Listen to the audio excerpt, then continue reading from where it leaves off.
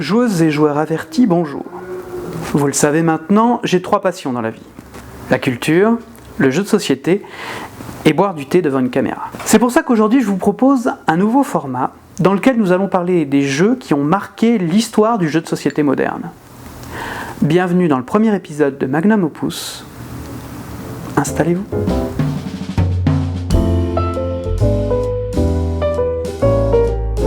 Comment aborder le jeu de société moderne sans parler de son plus grand best-seller, le Monopoly ?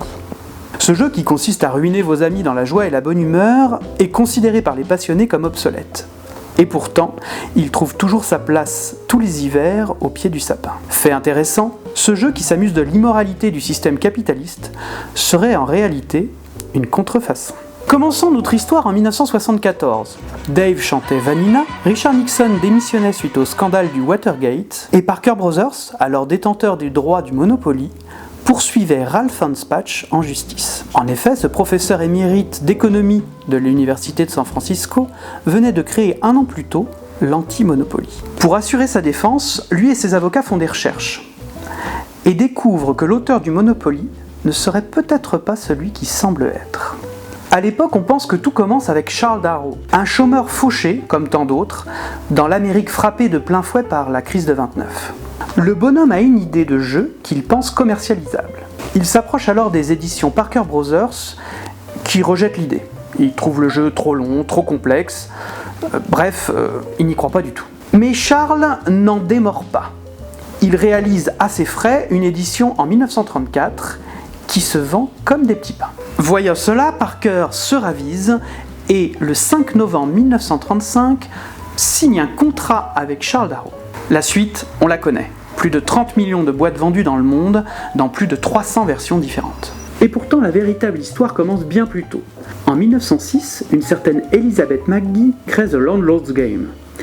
Une sorte de jeu de loi où toutes les cases peuvent être achetées, sauf certaines cases spéciales comme le parc public ou la prison, et dans lequel, si on tombe sur les cases des autres, on paye un loyer. Levez le doigt si ça vous rappelle quelque chose. Le but de la charmante Madame McGee était de démontrer l'aspect profondément injuste et malsain de la propriété foncière, défendant ainsi la thèse de l'économiste Henry George.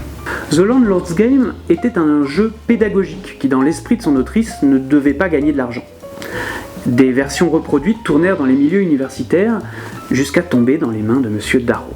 Il modifia quelques règles et changea totalement le message initial qui était « Le libéralisme c'est mal, vous ne pouvez gagner sans ruiner vos voisins ». Regardez comme c'est fun, on peut ruiner ses copains. Le plus triste dans cette histoire, c'est qu'Elizabeth McGee céda les droits de son jeu à Parker Brothers en 1936, pensant que, à une plus grande échelle, son message serait plus vite propagé. Nous venons de le voir, l'histoire du Monopoly a du piquant. Pourtant, ça n'explique ni son succès, ni sa longévité. Bien évidemment, la première chose à comprendre, c'est qu'à l'époque, il n'y avait pas une offre de jeux aussi pléthorique. Les grands classiques comme le Scrabble, le Cluedo ou le Uno n'existaient pas encore. Et si le Monopoly paraît moins intéressant ludiquement que des jeux plus modernes comme Catan ou les Aventuriers du Rail, à l'époque, c'était ça ou les petits chevaux. Mécaniquement, le Monopoly a plusieurs facettes intéressantes. D'abord, c'est un jeu où il y a beaucoup de hasard. Ça lui a été souvent reproché, mais en fait, pour un jeu familial, c'est pas plus mal. Ça donne une excuse en cas de défaite. Pas moi, c'est de la faute à pas de chance. Mais c'est pas simplement un jeu de loi. Il y a une part de négociation indéniable dans le Monopoly. Surtout si on joue avec les bonnes règles. Quand on tombe sur une rue dont on ne veut pas, elle est immédiatement mise aux enchères. Et les négociations pour l'échange de cartes est possible à tout moment. Les règles d'ailleurs, parlons-en. Elles sont relativement simples et flexibles. D'ailleurs, de nombreuses variantes sont apparues. Êtes-vous sûr d'avoir vraiment joué avec les bonnes règles ? C'est l'occasion aussi de revenir sur une idée reçue du jeu Monopoly, comme quoi il serait infinissable. En jouant avec les bonnes règles, une partie n'excède pas 1h30, 2 heures. Mais à mon avis, ce qui a fait le succès du Monopoly à l'époque, c'est surtout son thème.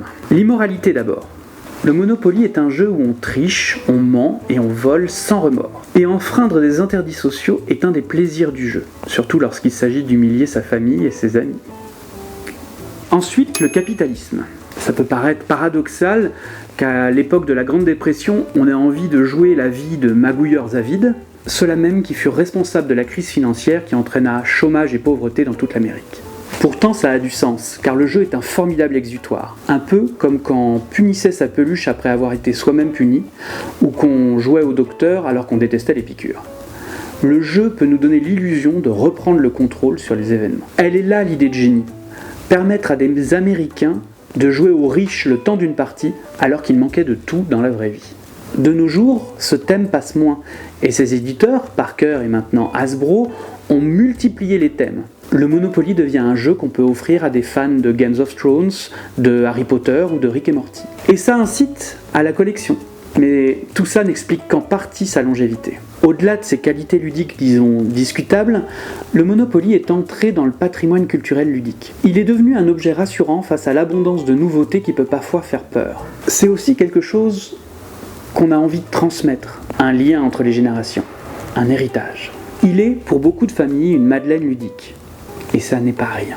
Pour tout vous dire, cette vidéo de ludiculture, c'est la première que j'ai écrite, et c'est pour ça que je ne parle pas, notamment de Miss Monopoly qui vient de sortir et qui a fait le buzz ces derniers jours. Mais on pouvait décemment pas passer le jeu sous silence. Si vous l'ignorez, Hasbro a décidé de sortir une nouvelle version du Monopoly centrée sur les femmes et le féminisme. Dans cette version, le vieux bonhomme, le personnage iconique du Monopoly, a été remplacé par sa nièce, et on n'achète plus des rues, mais des brevets d'inventions découvertes par des femmes. Il y a aussi d'autres changements cosmétiques mineurs, comme le chapeau, le pion chapeau, qui est devenu blanc pour rappeler les suffragettes. Mais ce qui fait qu'on parle beaucoup du jeu, c'est un changement de règle. En fait, dans Miss Monopoly, les femmes sont avantagées. Elles gagnent plus d'argent au début et pendant la partie lorsqu'elles passent par la case départ. Si vous voulez connaître le fond de ma pensée, je suis plutôt d'accord avec les critiques qui trouvent ça un peu déplacé. Parce que ça rompt un tabou, une règle non dite dans le jeu de société, c'est que tout le monde part avec les mêmes choses au départ. Même si dans certains jeux comme le Go, il peut y avoir des handicaps, c'est toujours sur le niveau des joueurs. Et c'est le premier jeu à ma connaissance où avoir un pénis ou un vagin change ta situation en cours de partie. Je trouve ça maladroit et je pense que c'était voulu. Le but, c'était de faire parler du jeu, même d'une mauvaise façon, et utiliser le féminisme de cette manière, moi, je trouve ça malsain. D'autant que vous le savez maintenant, le Monopoly, un jeu créé par une femme et volé par un homme, c'est pas le meilleur choix pour parler du féminisme. Voilà, j'espère que le format vous a plu. Si c'est le cas, dites-le nous en commentaire. Ça nous fera plaisir et on en fera d'autres. N'hésitez pas à laisser un pouce bleu, à activer la cloche, comme ça vous serez au courant quand une nouvelle vidéo ludiculture sortira. Pensez à vous abonner, à partager la vidéo, à en parler autour de vous, tant qu'à faire. Je vous dis à bientôt, et surtout, n'oubliez pas de prendre vos 20 000 francs en passant par la case départ. Ciao!